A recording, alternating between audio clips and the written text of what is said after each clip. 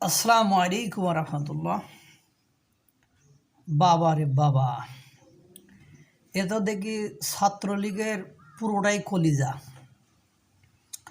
যেখানে বাংলাদেশের কোনো রাজনীতিবিদ, বাংলাদেশের কোনো সুবিধাভোগী কোনো আওয়ামী লীগের ব্যক্তিত্ব, দীর্ঘদিনের রাজনীতি করা ব্যক্তি, তারা নিজেদেরকে আওয়ামী লীগের কর্মী বা আওয়ামী লীগের লোক বলতে ভয় পায় বা প্রকাশ্যে এখন বলতে চায় না, দেশে থেকে অন্ততপক্ষে।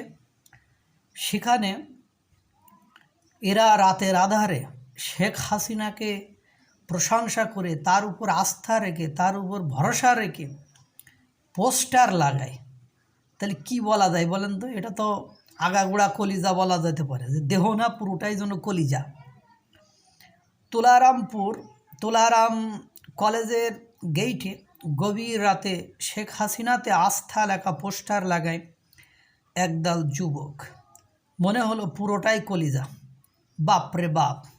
যেখানে জনগণ ভয়ে আওয়ামী লীগ করি বা করতাম এরকম শব্দ উচ্চারণ করে না, সেখানে তারা রাতে এই লেখা পোস্টার লাগায়।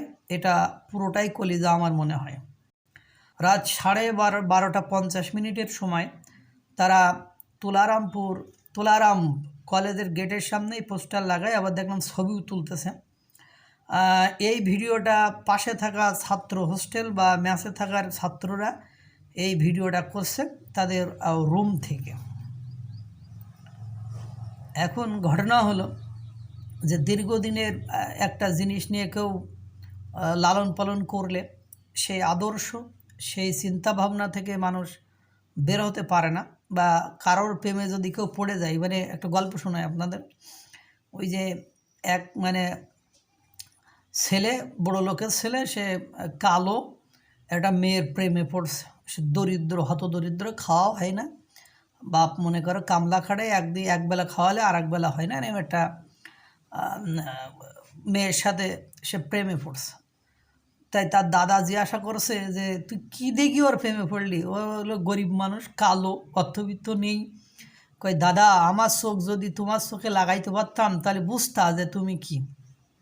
এখন ঘটনা হলো, ছাত্রলীগ যারা করে বা আগে করেছে, আওয়ামী লীগ যারা করে বা আগে করেছে, এদের শেখ হাসিনার প্রতি সেই আস্থা, ভালোবাসার সেই জায়গাটা আছে। এখন যদি না থাকতো তাহলে দীর্ঘ 15 বছর এখন আমরা জনগণরা যেমন বলতেছি স্বৈরাচার, ফ্যাসিবাদ, এ ছিল তা ছিল, কিন্তু আপনারা দেখলে বুঝতে পারবেন যে এই কথাগুলো যখন আমরা কেউ ক্ষমতায় থাকি কেউ কিন্তু বলি না। এবার যারা সুযোগ সুবিধা এখন বর্তমান সময়ে নিচ্ছে, তারা কি বলছে যে আপনার এই ভুল হচ্ছে, আপনার এই মিস্টেক হচ্ছে? কেউ কিন্তু বলতেছে না। তো ঠিক ওরকম যে সুবিধাভোগী লোকগুলো, এরা যাবে কোথায়? এবং ওরা ওই দল থেকে আর একটা দলে গেলে ওদেরকে মির্জাফর, বেঈমান, এবং ওরা যে সারা জীবন ওই পাতি নেড়ি কুত্তার মতন থাকতে হবে, এটাও মানুষ জানে। কারণ আপনি একজন চাইবেন যে আর একটা দল থেকে এসে আমার দলে যোগদান করেছে, তার নেতৃস্থানীয় জায়গাটা ছেড়ে দিতে, তাহলে তো আপনার দলের মধ্যে আবার অন্তকন্ত বেঁধে যাবে। সুতরাং আপনারা যতই চেষ্টা করেন না কেন, যারা ছাত্রলীগ করে, আওয়ামী লীগ করে, যুবলীগ করে, এরা আপনাদের দলে যাবে না রে ভাই, কোনো দিন যাবে না, এবার আর নেবার, কখনোই যাবে না। সুতরাং এসব উদ্ভট চিন্তাভাবনা না করে কীভাবে রাজনীতির মাঠে একটা সুন্দর পরিবেশ ফেরত নিয়ে আসা যায়, যতদিন আপনারা রাজনীতির মাঠে সুন্দর একটা পরিবেশ ফেরত না নিয়ে আসবেন, ততদিন এই অস্থিতিশীলতা, এই পরিবেশ থেকে কখনোই মুক্তি পাবেন না। আল্লাহ তাআলা সকলকে ভালো রাখুক, সুস্থ রাখুক। আসসালামু আলাইকুম ওয়া রাহমাতুল্লাহ।